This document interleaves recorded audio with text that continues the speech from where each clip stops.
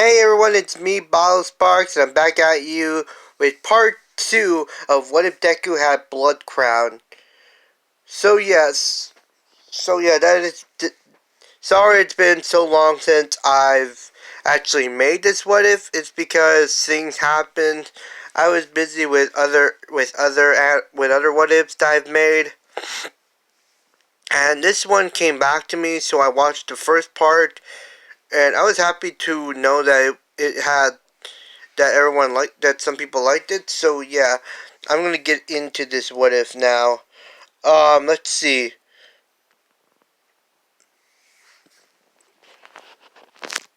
Sorry, just I feel itchy for some reason. Anyway, let's get to it. Deku is now. How do I say this? Let's see. How do I do this? I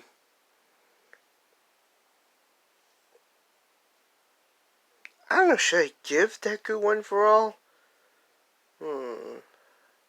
Huh. Let's wait a minute. We should talk about the society here, where males don't have quirks, but they have enhanced abilities, and girls who have quirks. Let's see. Let's see. Well, there are actually no males that there are actually no guys that are heroes because they don't have quirks. But yeah, yeah. So pretty much, all they have is enhanced abilities, but that doesn't make them acquire. That doesn't make them acquirable to be heroes or something like that. So they just become police officers or, well, just law enforcers, just people or just police officers. There are some guys that don't have the quirk factor, so yeah. There are also some girls that don't have quirks as well. So it's kind of like a stable society. I guess you could say that. They get, but except you have girls who had to have superpowers who are just villains and then the heroes. So pretty much yeah. Sorry. And like I said before, Deku is able to copy another person's quirk because his quirk allows him to also copy other people's quirks by DNA, by ingesting their DNA, like a small sample of their DNA. Deku will then have the current power of that level of that quirk, and he can improve on it. So pretty much we got a very powerful Deku.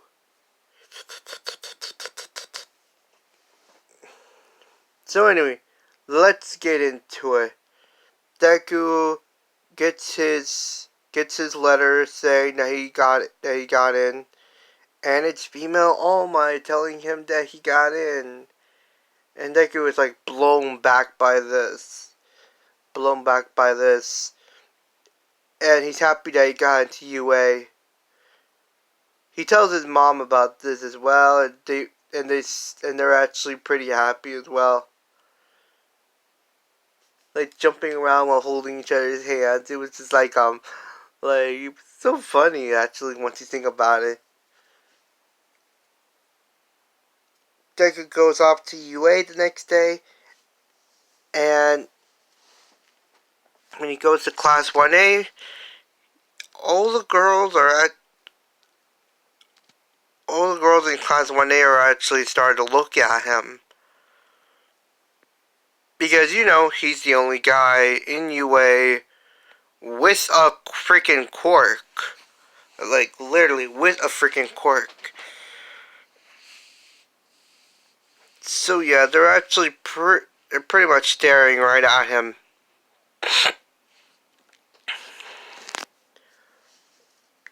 Um, Uraka also comes in and and says thank you to him for saving her life. He says, "No, it was no problem. It was, I just I just wanted to help you out. That's all."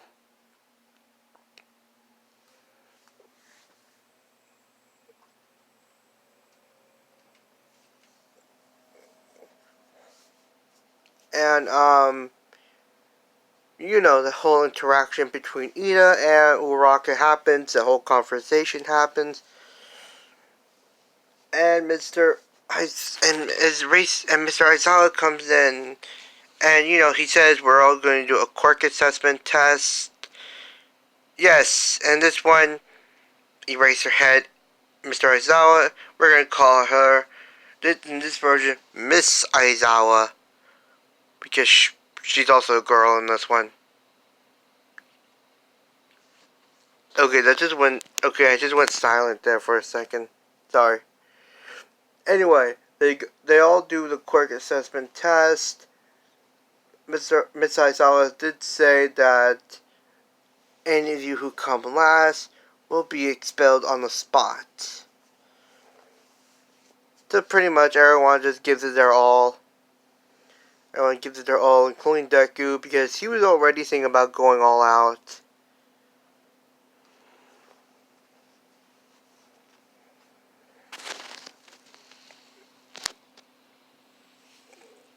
And All Might, he was also there. He also saw what Deku did. What Deku did, and he believes that maybe he should be the Knight's successor. Wait a minute. Then she got to thinking, what will happen if I give him one for all? Would he even accept him? No. No. Maybe it will accept him. Or maybe not. Female All Might is like trying to figure out. Female All Might is trying to figure out if she should even give Deku one for all, because literally she doesn't know if it will accept him or it will just right off just deny him.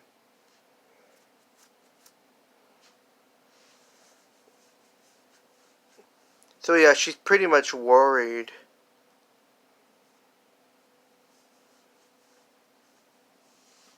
She's also there watching the quirk assessment test they're doing.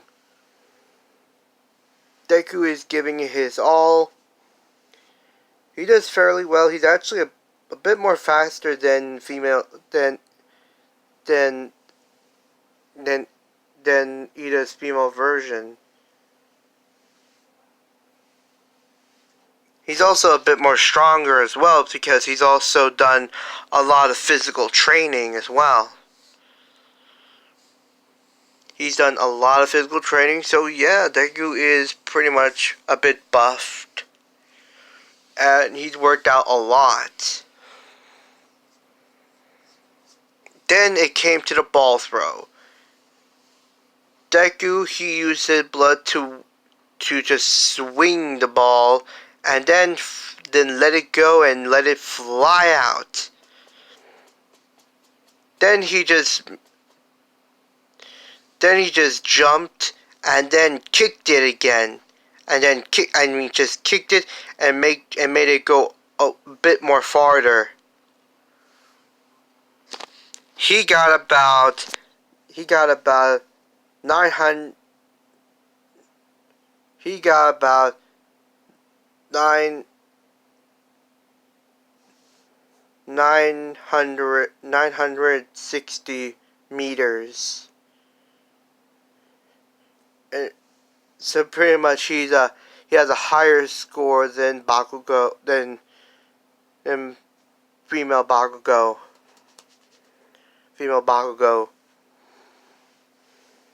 And she can't believe that she's being outclassed by a guy.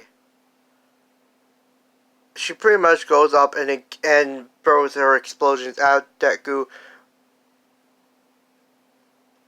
Miss Aizawa was about to use her erasure quirk, but then Deku countered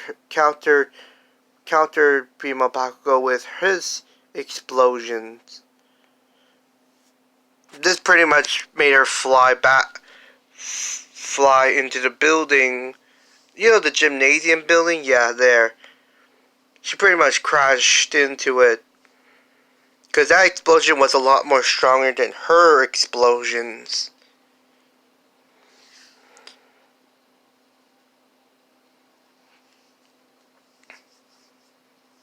So pretty much, yeah, Deku is pretty much has her quirk as well.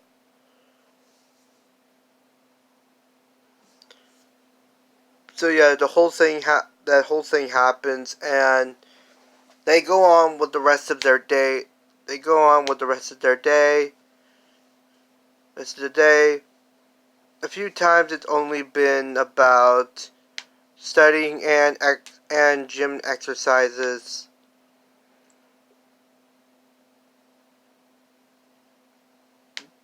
And Dek and Bak and Deku and then it's time for the hero versus villains test.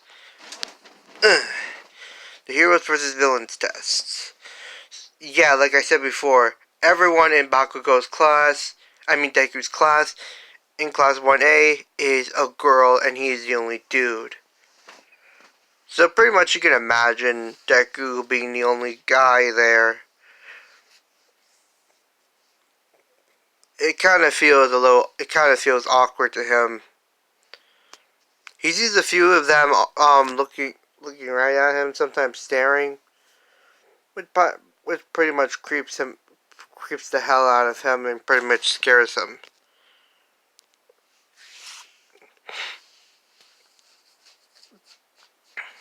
So yeah, he's friends with female Iya and Uraka. They are pretty much friends, like kind of like brother and sisters in a way. Even though they're from different families. So yeah, you could tell that they have that brother and sister bond. You know what? I kind of think that the canon version Deku back in the original anime kind of has that little bond with them like brother and sister, two brothers and one sister, kind of thing.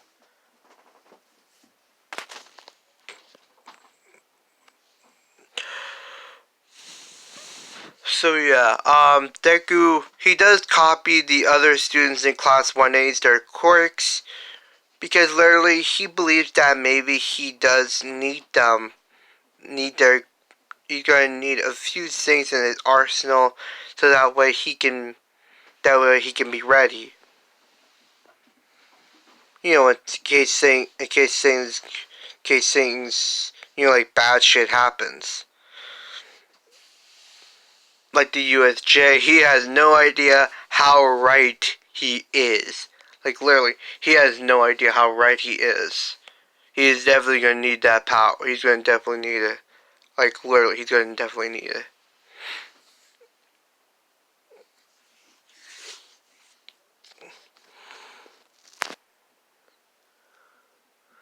Let's see.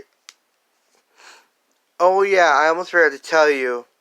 Deku's blood crown is confirmed as a quirk, but ever since he was a kid, let's talk about Deku's life with blood crown.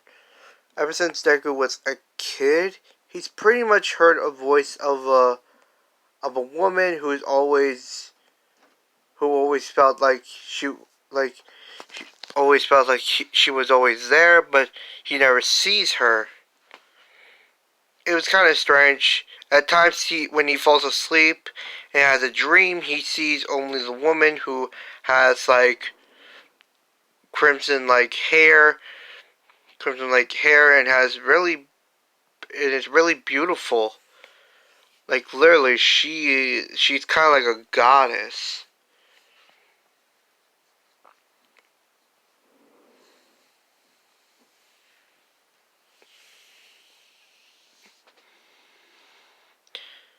So pretty much, yeah.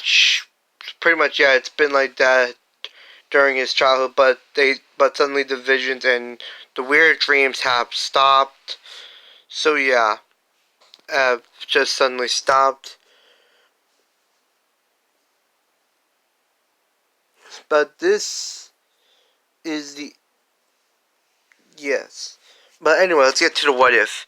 Deku is now ready for female All Might comes in, telling everyone that they're going to do a heroes versus villains test. Everyone's excited about this. That they're going to be fighting robots. But All Might says, not really. You're not going to really fight robots. You're going to actually fight against one another. Two will be villains, the other two will be heroes. And then Sue says, "Isn't that a little advanced?" And then female All Might says, "Yes, but this will also help you get this will also be good experience for all of you as well. For all of you as well. Anyway, that's enough talk for now. Everyone get to feel Gamma, and not only that, get into your suits. Being a hero is also about looking good." She presses a button, and some briefcases come out of the wall, and everyone gets their briefcase saying, "Yes, we get to wear our hero costumes."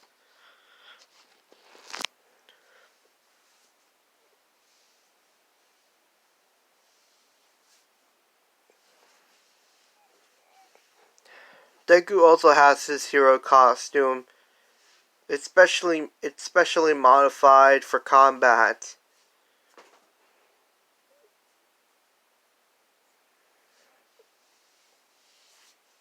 Combat and defense. He doesn't actually he didn't actually make it to the point that he actually needs it for his quirk. He has really good control over it anyway. So yeah.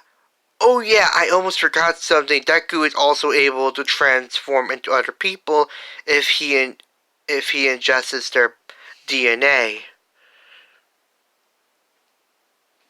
So yeah, he can transform into people as well.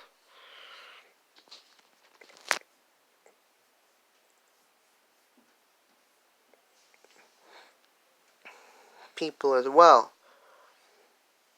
And he can also copy their voices as well.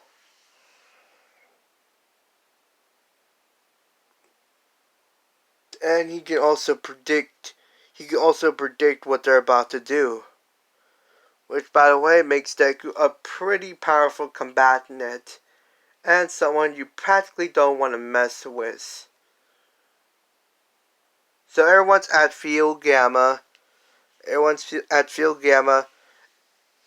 all complimenting themselves, each other about their costumes. And then Deku comes in, and Deku kind of looks like a badass. Kirishima says, "Whoa, he really looks cool in that hero costume."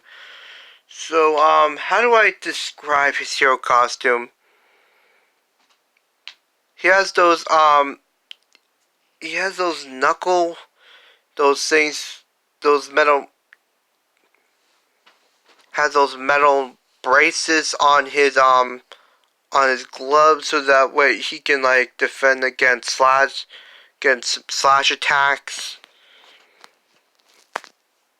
And his costume is also able to is also good for it's also for good to different environments. Like if he's in the Antarctic, his hero cost if it gets suddenly cold.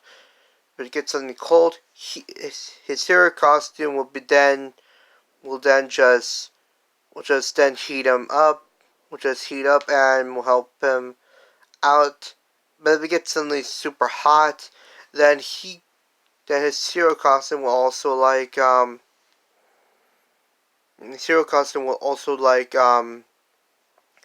cool his body down. Well, should that cool him down? It's both black and red. Well, black and red, and he's very much like a badass. Not like a ninja costume. Don't think of it as a ninja costume. No way. No way. He will not look like a ninja. Sorry. Sorry, I got a little too excited there. Anyway, he would not look like a ninja. Like, literally. Not a ninja. Whatever you're all thinking, no. He does not look like a ninja. Sorry. Anyway, Deku does not look like a ninja. He kind of...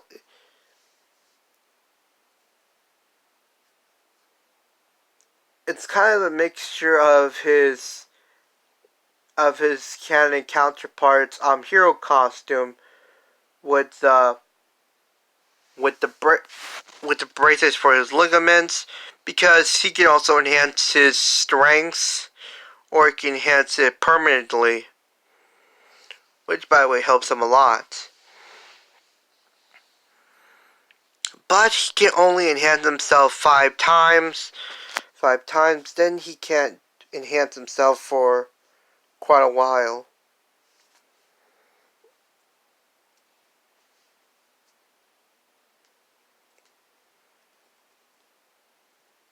And for his boots, he also and for his braces for his leg, he can also use them for combat, since it's made kind of like metal, and he also has skates under his...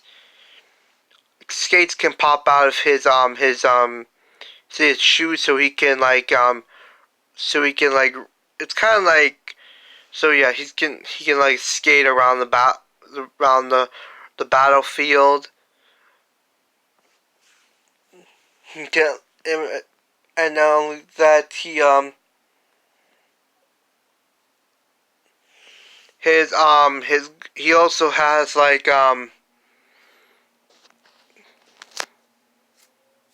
he also has goggles that which are filtered with infrared vision, or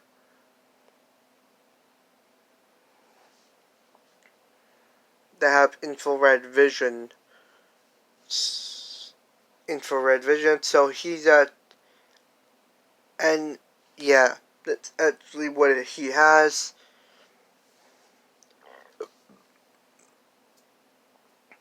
So you can imagine him as a complete badass. The same team ups go up the same. And actually, that no one got expelled. So yeah, they're okay. Deku is now going in with Uraraka. The whole test begins. Deku activates his goggles infrared vision, and he sees that female Bakugo is coming for him. And so he tells Uraraka to hold on. He says that we're about to disappear now. And she says, wait, what? What do you mean by disappear? I mean we're not going to be seen by her. She's coming this way. Just hold on.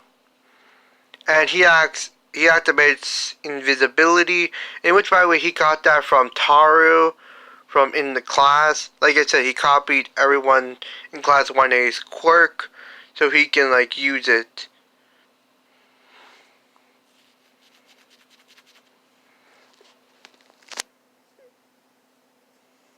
So he can use it, and he can use it in different ways. And everyone's asking, wait, where did they go? What happened?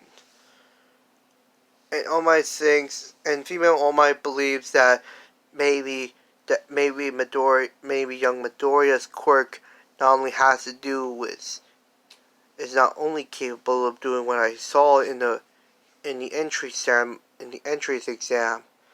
It looks like he's capable of copying other quirks as well. But when did he copy them? And he looks back at Taru, because literally that's actually the same quirk as her but different. So yeah, they're getting around female Bakugo,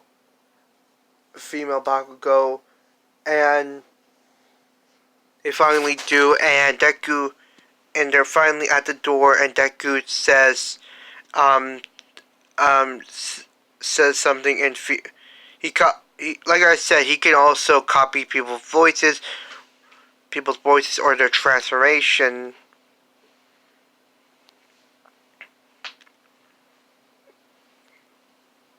In which, by the way, he transforms into female Bakugo, including his clothing. His blood also can also like transform his clothing into that person, into the same clothing as that person.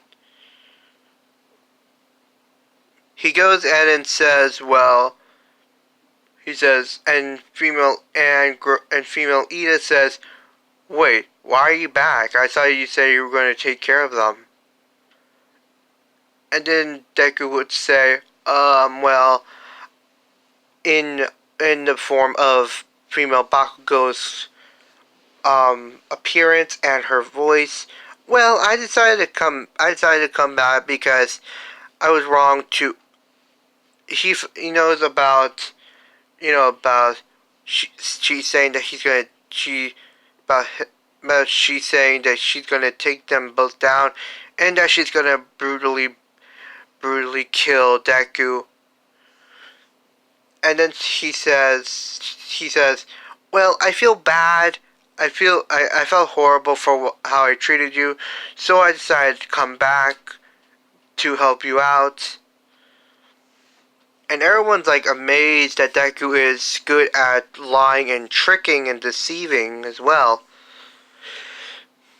It's deceiving her, and she says, well, I'm gonna help you protect the bomb.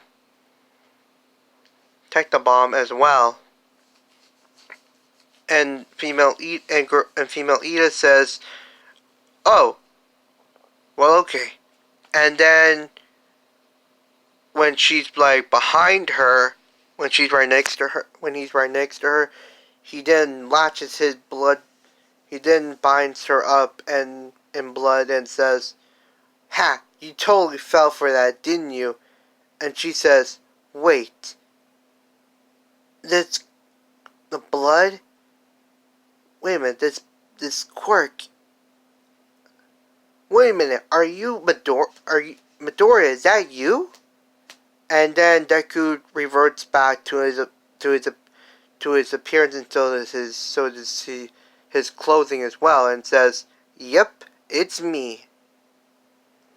Guess you didn't know that I could do that as well. I'm pretty much good at what I can do." And then Deku tells Uraraka to get the bomb, that he'll hold her, and they win. Deku's quick thinking and strategic strategy worked, and they win the whole thing. Everyone just saw this and they were like, "Holy crap!" And then Bakugo hears that the heroes won, and he says, "Wait, what? What the hell? But we didn't even get to fight. But there was, but I didn't even see. But wasn't able to find them. How did they win?" And then back at the whole analysis room thing, they showed Bakugo the video, and she's pretty much, what the hell? He can turn himself invisible, and he can transform into other people. And she looks at Deku with disgust, and complete ashamed of herself because literally she totally underestimated him.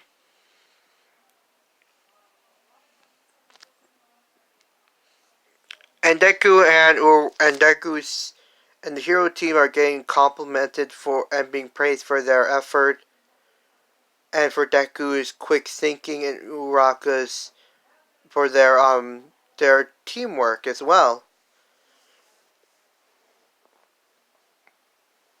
And when everyone leaves, All Might wants to talk to Deku about about everything, and he says, "What is it, All Might? Is there something wrong?" Female All Might says, "No, there's nothing wrong." And she's like worried that if she gives him One for All, that maybe something bad would happen. Maybe the power will reject him or something like that. But she's going to take a risk. And she says, "Young Midoriya, I've decided to make you my successor." And that's where we're going to leave it off here for now. Thank you everyone for watching this beautiful What If video. Thank you very much. You're all wonderful. And have a great day.